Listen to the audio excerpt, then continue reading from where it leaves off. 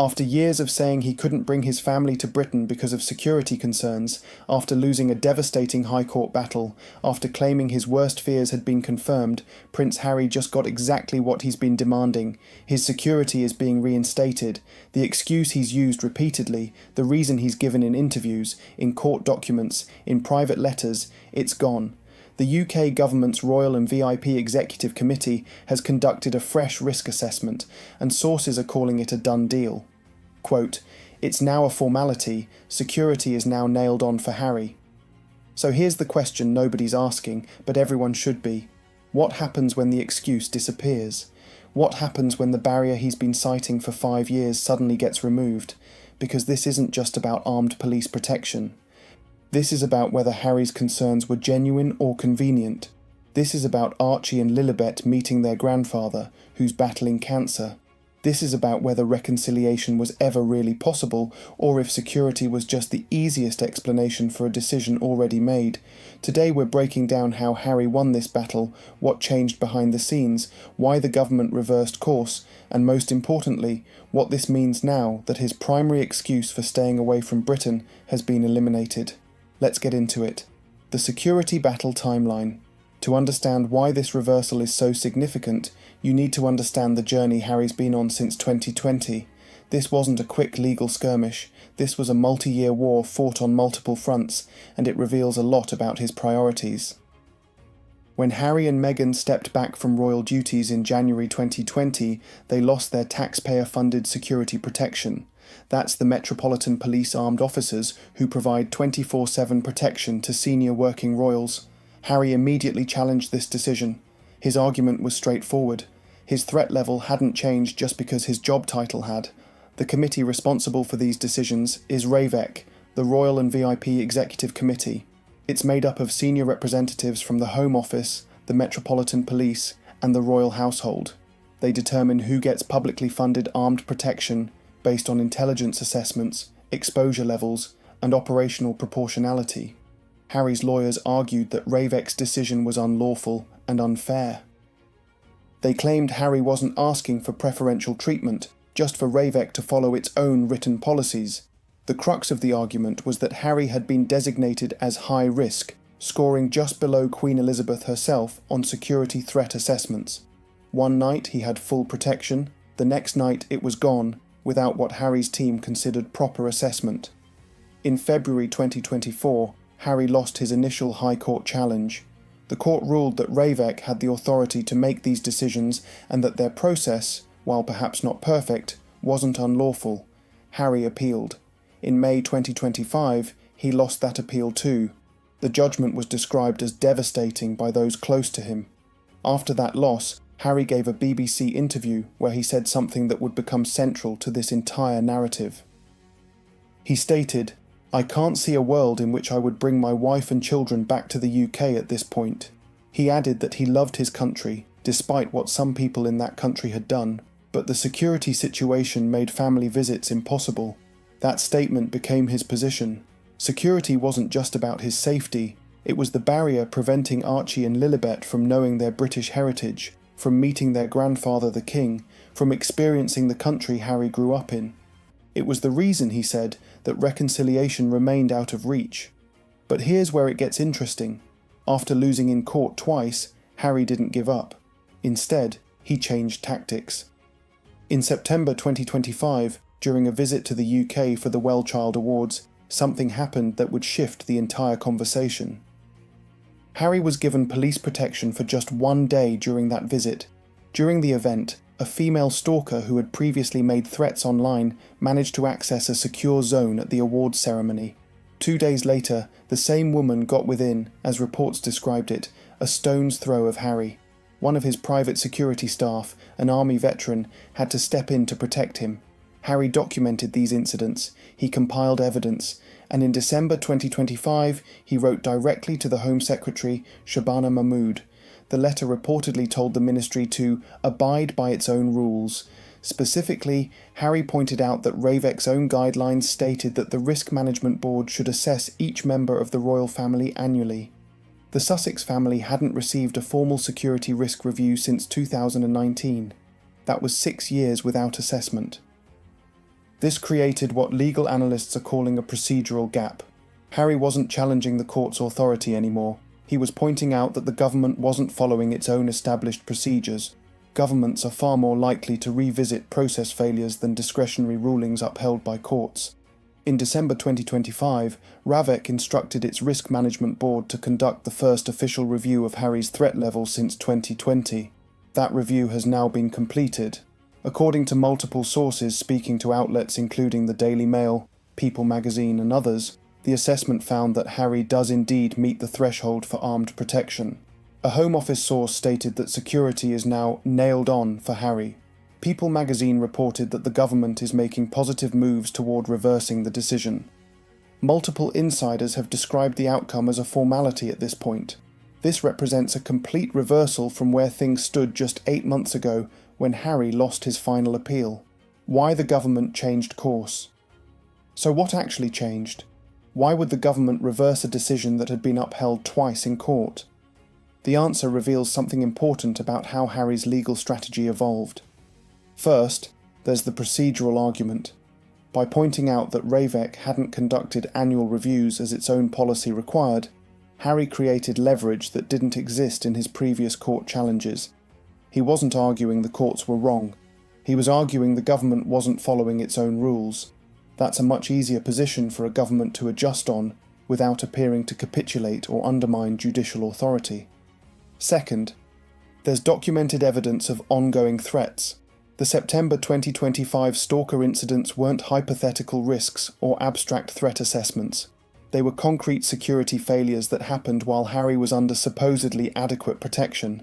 Having an Army veteran private security guard physically intervene because government security wasn't sufficient creates a paper trail that's hard to dispute. Third, there's the absence of an updated threat assessment since 2019. Think about what's happened between 2019 and 2025. Harry and Meghan left royal duties, moved to the United States, gave an explosive Oprah interview, released a Netflix documentary series, and Harry published a memoir called Spare that criticised the royal family extensively. Each of these events potentially changed his threat profile, yet no formal reassessment was conducted. Legal experts have noted that this created what one analyst called institutional accountability. The government's position was essentially that Harry didn't need the same level of protection he had as a working royal, but they hadn't formally assessed whether his threat level had changed based on his very public profile and the controversies he'd been involved in. Fourth, there's the practical reality of Harry's ongoing legal battles in the UK. He's currently involved in a High Court case against Associated Newspapers, challenging what he describes as unlawful information gathering by tabloids. He needs to be in Britain for these proceedings. If something happened to him during one of these court-mandated visits, the liability questions for the government would be significant. Fifth, there may be pressure from King Charles himself. While the palace officially doesn't comment on security matters, some royal experts have suggested that Charles wants the door open for his grandchildren to visit. The king is battling cancer. The clock is ticking on opportunities for Archie and Lilibet to know their grandfather. Sources have indicated that Charles has been listening to public opinion about family reconciliation. Then there's the political calculation. The current government under the Labour Party may see things differently than previous administrations. Home Secretary Shabana Mahmood received Harry's letter and initiated this review. That suggests a willingness to reconsider that perhaps didn't exist under previous Home Secretaries. There's also the matter of precedent and fairness. Harry's lawyers consistently argued that he was being treated differently than other members of the royal family who received protection despite not being working royals. The argument about consistency and following established procedures may have finally resonated. But here's the crucial element that might have tipped the balance. Harry offered to pay for his own security. He wasn't demanding taxpayers fund everything. He was willing to contribute, possibly even cover the full cost, if the government would simply provide the armed officers. This removed the public spending argument that had been a sticking point. When you combine all these factors, you get a situation where the government could reverse course without looking weak. They're not saying the courts were wrong, they're saying new information, proper procedures, and updated assessments justified a different conclusion. That's politically manageable in a way that simply caving to pressure wouldn't be. According to sources, there's one potential obstacle remaining. Reports suggest that the only thing that could scupper his approval now would be an intervention from the palace. This raises fascinating questions about the dynamics between Buckingham Palace, the government, and the Sussex situation. If William or senior palace officials object, could that derail the security reinstatement? It's unclear, but the fact that sources are mentioning it suggests it's still a live concern. The excuse framework collapses. Now we get to the heart of the matter. For 5 years, security has been Harry's primary public explanation for keeping his family in California. Let's look at exactly what he said and what it means now that security is being reinstated. In his BBC interview after losing the May 2025 appeal, Harry said, "I can't see a world in which I would bring my wife and children back to the UK at this point." He explicitly connected this to security, stating that without proper protection, it wasn't safe for his family. In various court documents and public statements, Harry has emphasised that his children are growing up without knowing their British heritage, their grandfather, or their extended family because of security concerns. He's described this as a source of great sadness and has placed responsibility for this situation squarely on the security decision. The framing has consistently been, "I want my children to know Britain, I want reconciliation with my family, I want to maintain connections to my home country, but I cannot do these things because the security situation makes it too dangerous." This created a narrative where Harry appeared to be the aggrieved party. He wanted connection, but was being forced into separation by circumstances beyond his control, specifically the government's unreasonable security decision. But what happens to that narrative when the security is reinstated? What happens when the excuse is removed? This is where things get psychologically and strategically complex. If security was genuinely the only barrier, then its removal should result in immediate change.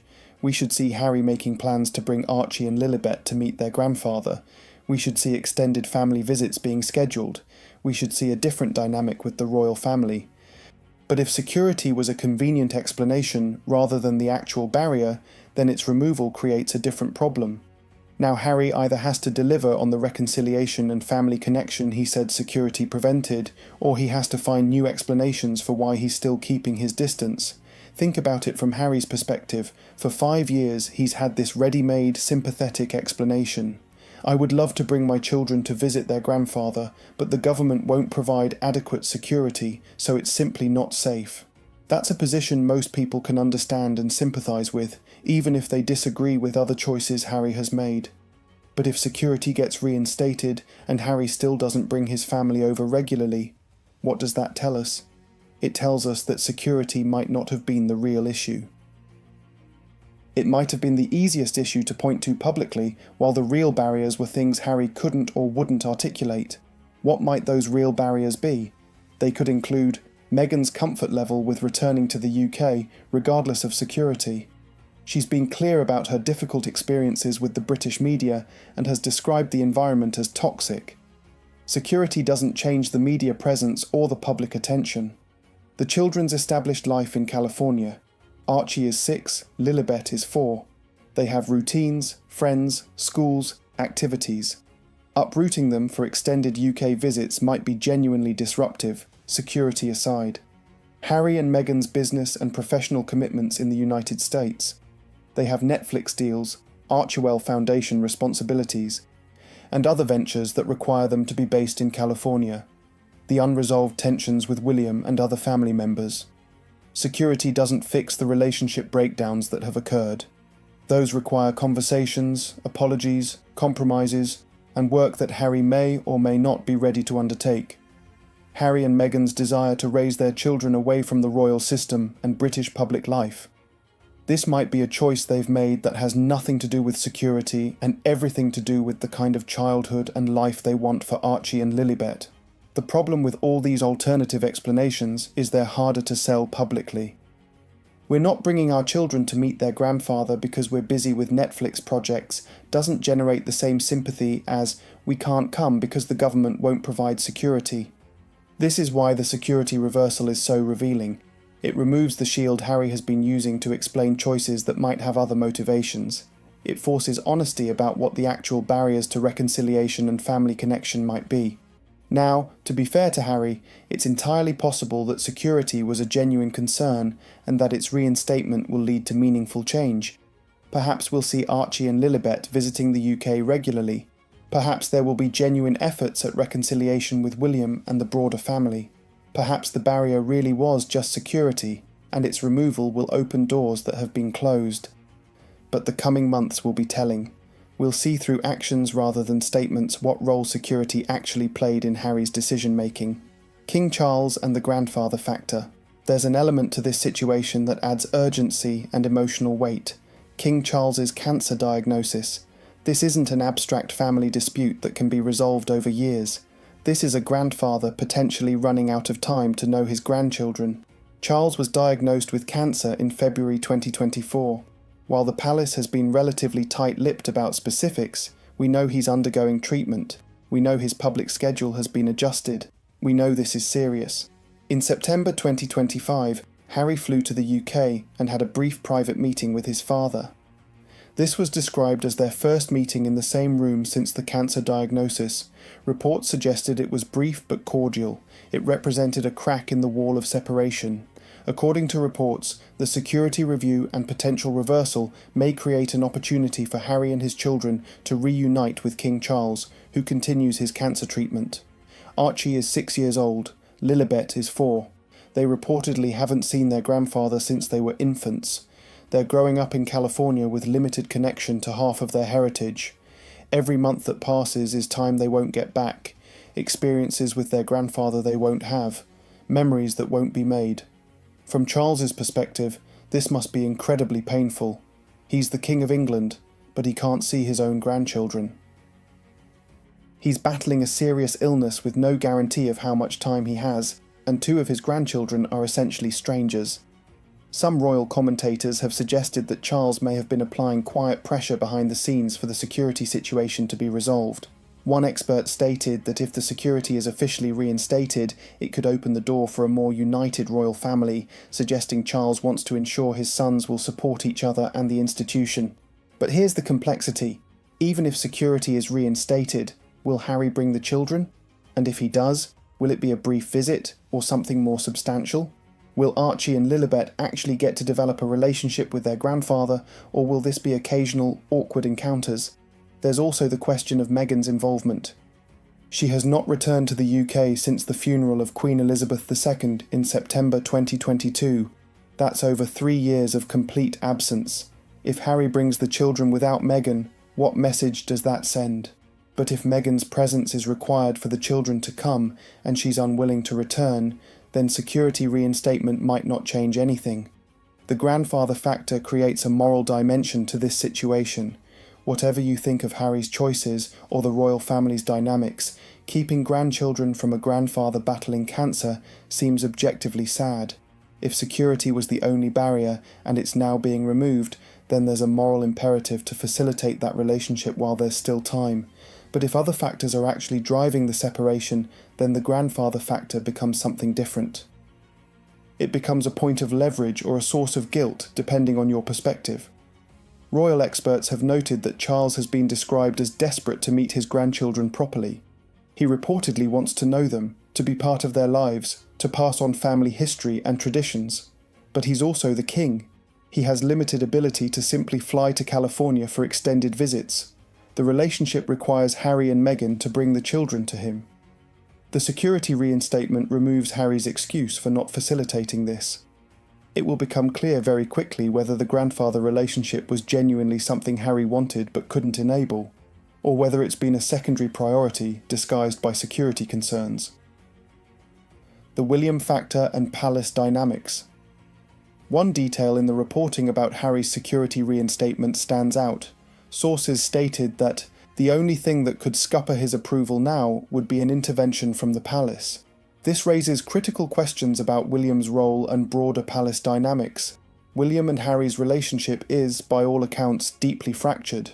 Harry's memoir Spare contained allegations and characterizations that William reportedly found unforgivable.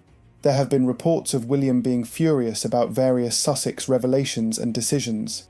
If William has the ability to block or significantly influence Harry's security arrangements, that gives him substantial leverage.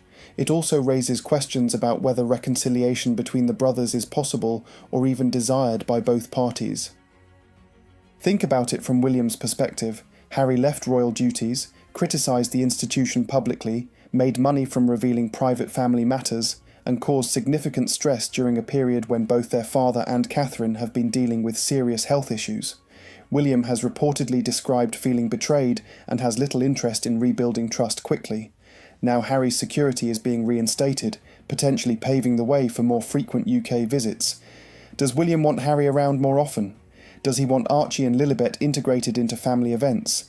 Does he want to navigate the awkwardness and tension that Harry's presence might create?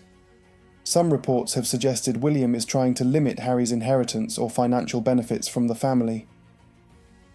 There are suggestions he's taken a much harder line than Charles on reconciliation.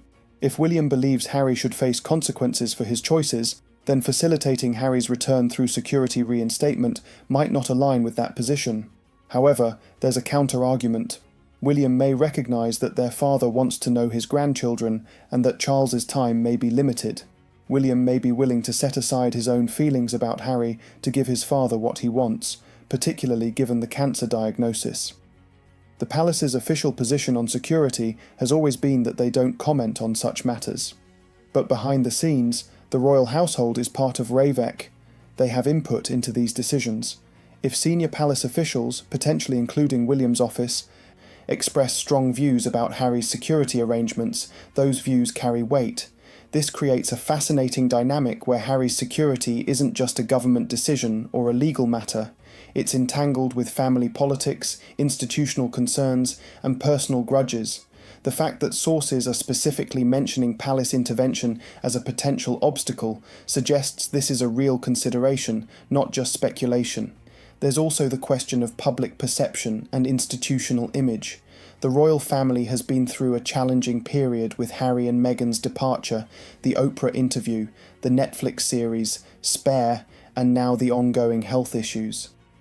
How does the institution want to be perceived? As welcoming and family-focused despite difficulties, or as maintaining boundaries and expectations for behaviour? If Harry's security is reinstated and he begins visiting more frequently, the palace will need to determine how to handle his presence at family events, public occasions, and media coverage.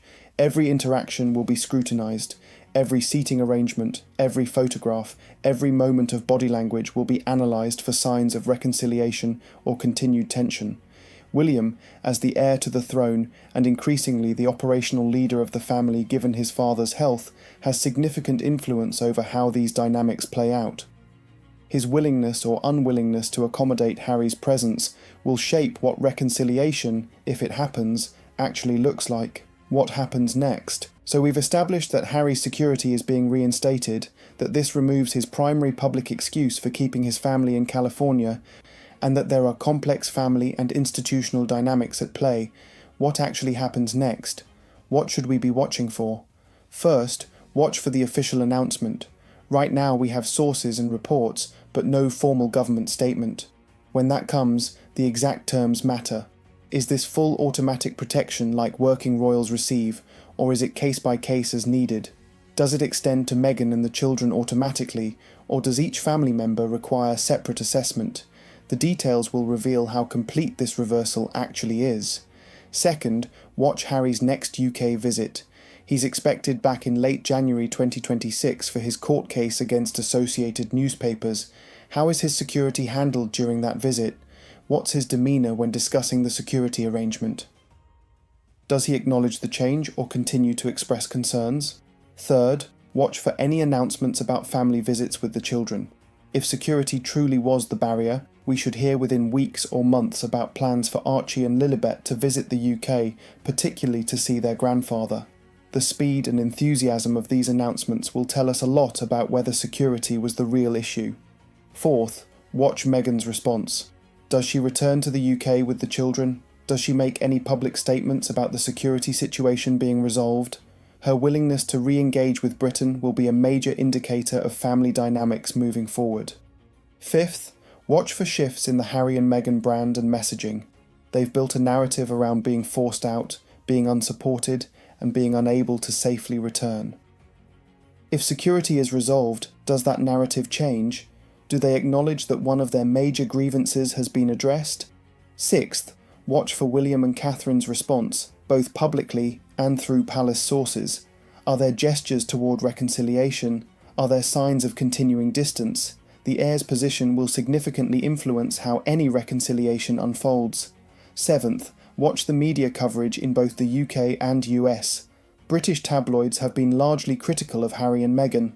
If security is no longer an excuse, expect that criticism to intensify around other decisions and behaviours. American media may frame this as a victory for Harry, which could create interesting transatlantic perception differences.